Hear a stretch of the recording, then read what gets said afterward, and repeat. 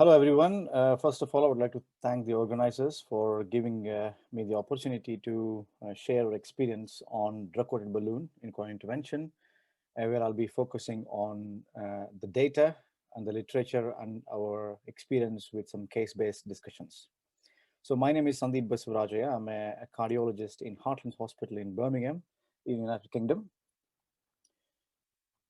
So use of DCB in coronary intervention is consistently escalating, and that's because of the constant trickle of positive data on these technology. So what is the rationale of using a DCB in coronary intervention?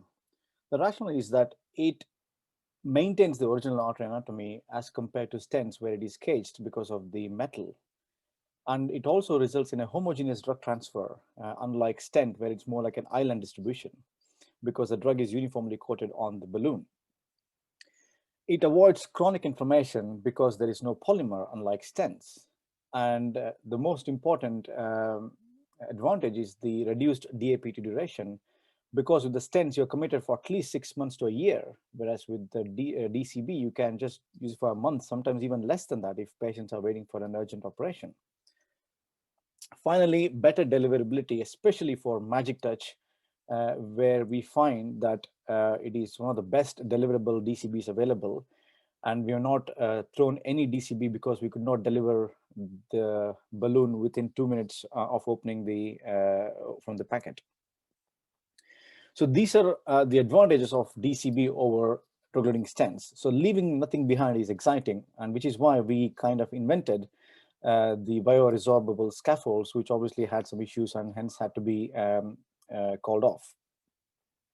So hopefully the DCB will provide an alternative to stent in certain lesion subsets. So the question is, can we replace the drug-eluting stent with DCB in all cases? The answer is no. So which means where can we use DCBs? What do the literature say? So DCBs are an excellent indication for instant restenosis, and that is backed up by several trials, and hence we do have now a backup from the or backing up from the ESC guidelines, both in 2014 and 2018, which gives class 1A indication for use in restenosis. So if you ask any operator globally if they're using DCBs, the first choice is always for restenosis. How about de novo lesions? The data is scarce, but there are some data for small vessels. So for example, the first data comes from Dr. Colombo's group in Italy, where they randomized patient to either a paclitaxel-eluting stent versus a paclitaxel-eluting balloon in small vessels. The primary endpoint was a late loss, which was better in the DCB as compared to drug-eluting stent. And this was translated in a long-term clinical endpoint, which is the MACE at 3 years, which showed that the patient who had DCBs did better than compared to who had received stents. The problem with this trial is the use of paclitaxel-eluting stents is almost obsolete now. We don't use this stent anymore. And hence this trial does not have much relevance to our current day practice. How about comparing a DCB with a second generation drug-eluting stent? And this was done in Basket Small 2 trial, which was presented at the ESC in 2018, where they randomized approximately 760 patients to either a paclitaxel-eluting balloon versus a second generation limus-eluting stent.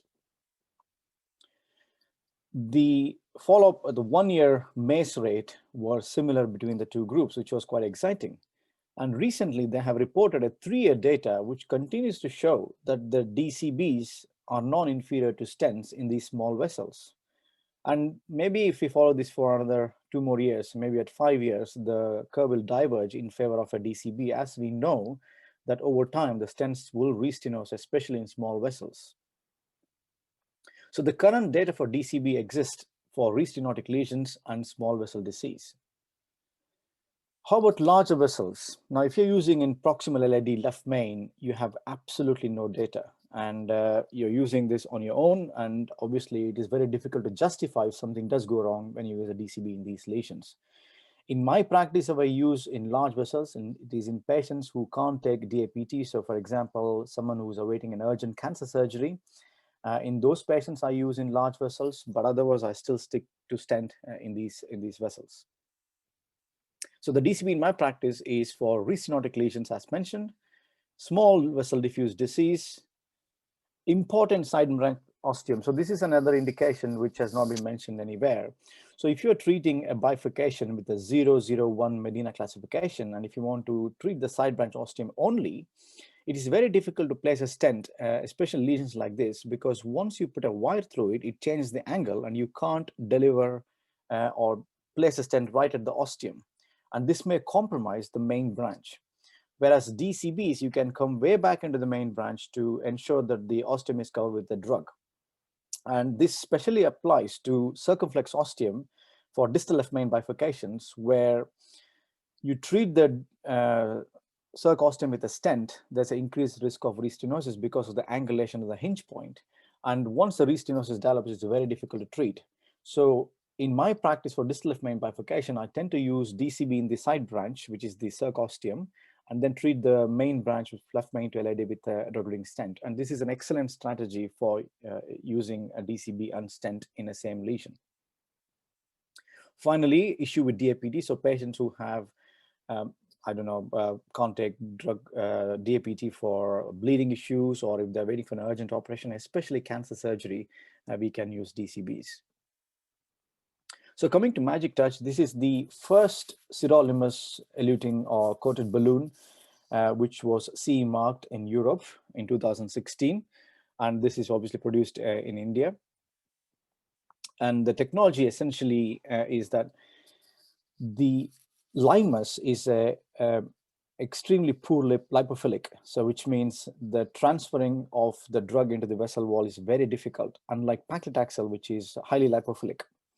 So what they've done is they've encapsulated these drugs, that's the limus drug, within a phospholipid, which is a lipophilic substance, and then sprayed on the balloon. So on contact with the vessel wall, these nanoparticles, which are basically a phospholipid nanoparticles, which goes into the vessel wall, then release the drug, and then the action starts. So this is kind of reflected in this animal model where they had used a fluorescent labeled sirolimus drug. And as you can see, in the beginning phase, it's in the intima, and over time it diffuses into the media and adventitia within a week. In regards to technical specification, it's a sirolimus drug-coated balloon on a semi-compliant balloon, which has an excellent deliverability. And we have to inflate for 6 atmosphere or a nominal pressure for a minute. And this is very important, especially when using a drug-coated balloon in coronary. You have to do 1-to-1 sizing, so vessel to drug-coated balloon ratio. And if you're using 1-to-1, you have to ensure that you don't go beyond nominal atmosphere, because all you want is a contact of the balloon with the vessel wall, so that the drug is transferred. But if you overinflate, it squashes the vessel wall, and hence it impairs the transfer of the drug into the vessel wall. So we embarked this technology in 2018, and since then we have used in over 500 patients, in fact. That's a recent data. So in this retrospective analysis, we would like to show our data from March 2018 until February 2019, where we had another center which joined for this publication, the Harefield Hospital in London. So we had treated around 288 patients and 373 lesions with the mean age of 66. We come to the demographics. The most important is the diabetes. As you could see, it was prevalent in 40% of patients, indicating when we treat core intervention with DCB, it's usually in small vessels and diffuse disease, and that's seen in diabetic patients. The CKD accounted for 10% of cases. And as you can see, more than 50% of cases were in the setting of acute coronary syndrome. Procedural characteristics, majority were de novo lesions, more than 60%, but we also had around 40% of patients who had restenotic lesions, which were treated with Magictouch. Pre-dilatation was done in 92% of cases, and which was mainly with semi-compliant balloon, although we used non-compliant balloon in 45% of cases, scoring balloon in around 8% of cases, and cutting balloon in 1.3% of cases. And small proportion of patients also had rotational atherectomy before use of DCB. Going on with further procedural characteristics, most of the lesions were treated in the LAD and D1 arteries, followed by circumflex and right coronary artery. The bailout stenting was needed in around 9% of cases. And this is because of either a flow limiting dissection, which was seen in 18 cases, or there was a recall of more than 50%.